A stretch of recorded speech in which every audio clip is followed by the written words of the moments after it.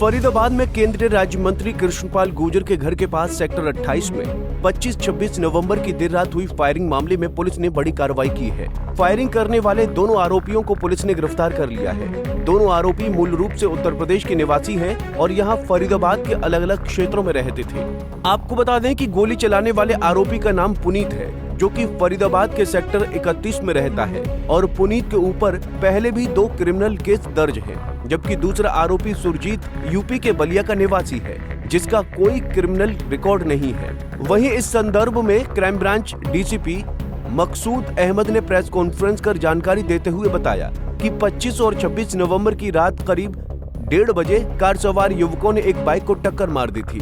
इसके बाद उसे उठाने आए विंटेज कार शोरूम के मालिक से युवकों की बहस हो गई थी, जिस पर बदमाश युवकों ने उन पर गोली चला दी। इस घटना में उनके हाथ में गोली लगी थी, जिनका अस्पताल में इलाज जारी है।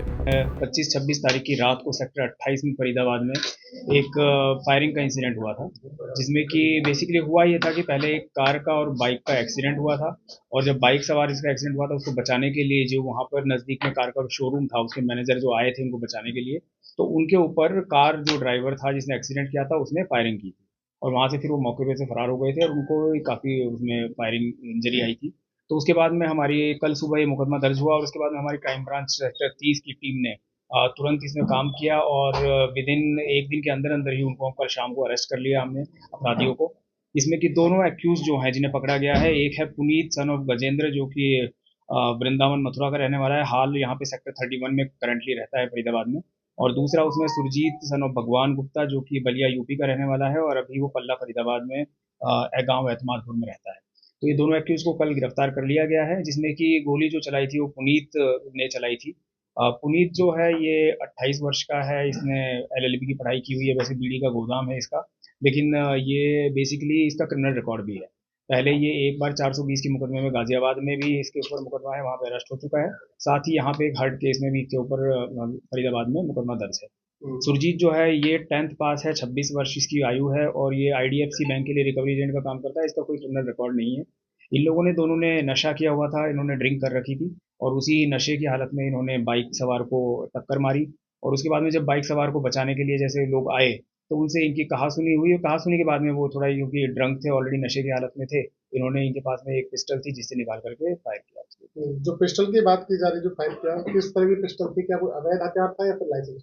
पिस्टल लाइसेंस ही नहीं थी, अवैध हथियार था, और बाकी अभी इसको गिरफ्तार किया जा रहा है। उसके बाद कोर्ट में पेश करके इसको रिमांड लिया जाएगा, उसके बाद में इससे बरामद की जाएगी पिस्टल। क्या ये लोग कोई गिरोह से तो सम्मिलित नहीं है? नहीं, कोई गिरोह से सम्मिलित नहीं है, ये बस ये कि नशे की हालत में थे, नशे की हालत में एक्सीडेंट हो गया, एक्सीडेंट के बाद में जो झड़प हुई तो झड़प के बाद में इन्होंने फायरिंग कर दी, और बाकी अभी और गहनता से पूछताछ इनका रिमांड लेकर के की जाएगी, उसमें जो भी बात सामने आएगी वो आपसे बताएंगे। साहब, इससे पहले भी 2 ऐसे मामले आए हैं जिसमें अवैध हथियार का जिक्र जरूर आया है, तो यहाँ भी अवैध हथियार का जिक्र है, तो किस तरीके से इस पर पूछताछ है, कहाँ से हथियार आया, क्या उस परत को भी खोलने का काम करेंगे? जी बिल्कुल, पूरा हम काम करेंगे। पीछे भी हम जो भी अवैध हथियार हमें फरीदाबाद में हम बिल्कुल निरंतर रेड करते रहते हैं, अपराधियों को पकड़ते हैं, जिससे अवैध हथियार जो भी बरामद होते हैं उसमें हम बिल्कुल सोर्स तक जाते हैं कि पीछे वो कहाँ से हथियार आया, कहाँ से लेके आए हैं, और पीछे और भी सारे उनको पकड़ा भी जाता है जो कि सप्लायर होते हैं उस तरीके से। तो इस केस में भी पूरी कार्रवाई की जाएगी, बिल्कुल पता लगाया जाएगा कहाँ से इन्होंने हथियार लिया और उसके ऊपर पूरी कार्रवाई की जाएगी। दोनों आरोपी गिरफ्तार कर लिए गए, अब आगामी कार्रवाई क्या कुछ?